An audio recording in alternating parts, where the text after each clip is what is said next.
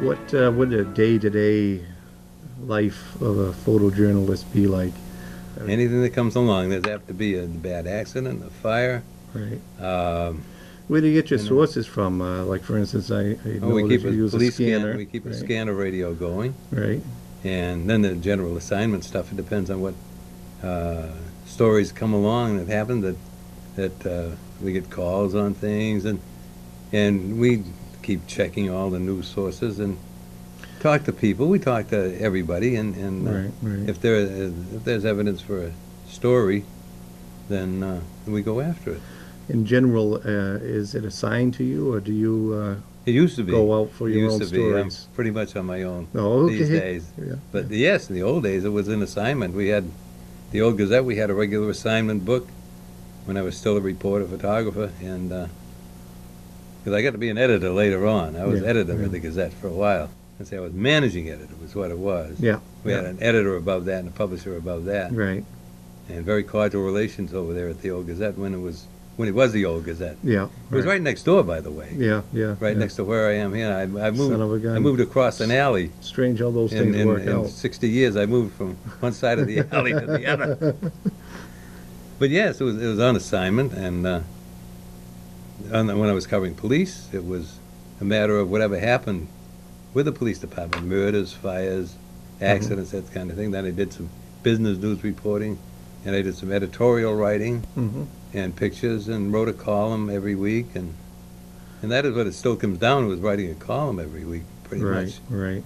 I showed you in one of the other pictures the small camera I used during the war. We use even smaller ones now, but this is the size camera we used when I was starting in news photography. The big old speed graphics, one sheet of film at a time.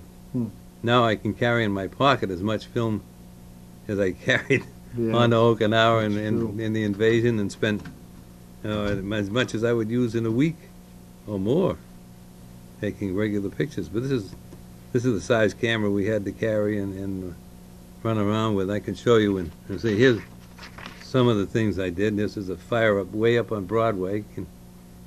Now look at down here, look at the whole big camera bag I had to carry around. Yeah, that's true. And this is the kind of things we had to put on. Oh, that was a big barn way up on Broadway, the old Kerry bottling place. Oh, yes. It was on the road to Salem. Remember there was a great big bottle in the front of the barn there for years? Yeah, and that was the typewriter, which was all we had to use in the old days, although some people had to write by hand, but everything was typewriters in those days. It's gone from that to computers, and it's it was quite a jump from ordinary typewriters to electric typewriters, and then into computers, which is all we use today. And now you don't even have to come into the office anymore to get a story written and get it in the paper. Although I like to go into the office because it's where you talk to people and find out what's going on. I read a lot of newspapers. We always did. We have what we call exchanges in the news business. They send their papers to us, and we send our papers to them. And naturally, I see the Globe, the Herald, the Times, New York Times once in a while, USA Today.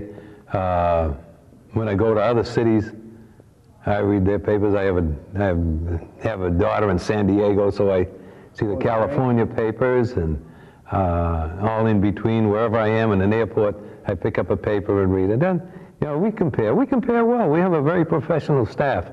You must have some guidelines, I would imagine, in the newspaper world of what to cover and what not to. You must go out on a story once in a while and have to think about whether you should go ahead with the story or perhaps mention names or something. Absolutely, there are always those kinds of things. We tend not to emphasize or overplay things that might have an angle of mental disturbance, for instance. Okay. We don't overplay suicides or that sort of thing, unless there's a major public interest involved and people, it's created a commotion within the community or something like that.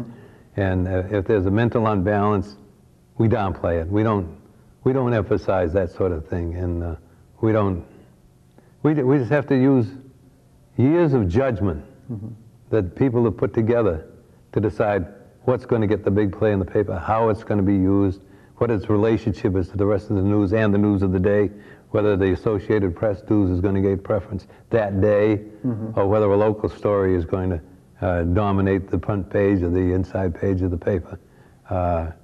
It's all a matter of editorial judgment and balance.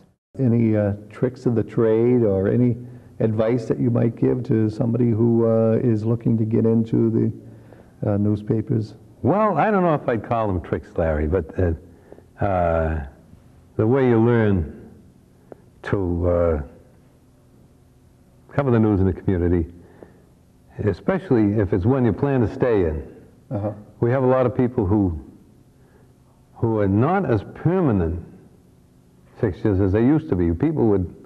I know people worked for the old Gazette for, oh God, 30, 40 years. Right.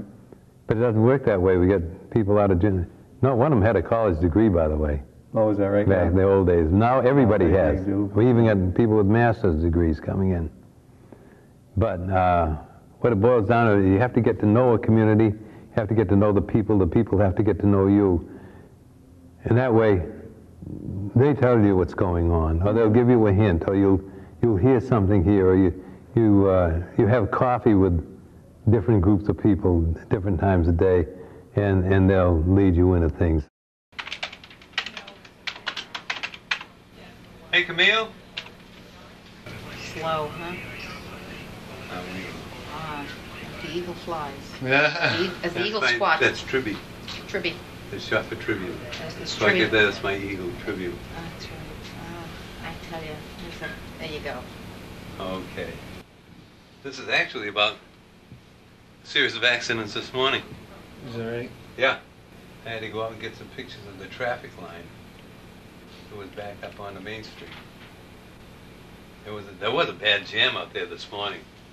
I'm just telling you that because right at the height of the commute, there was a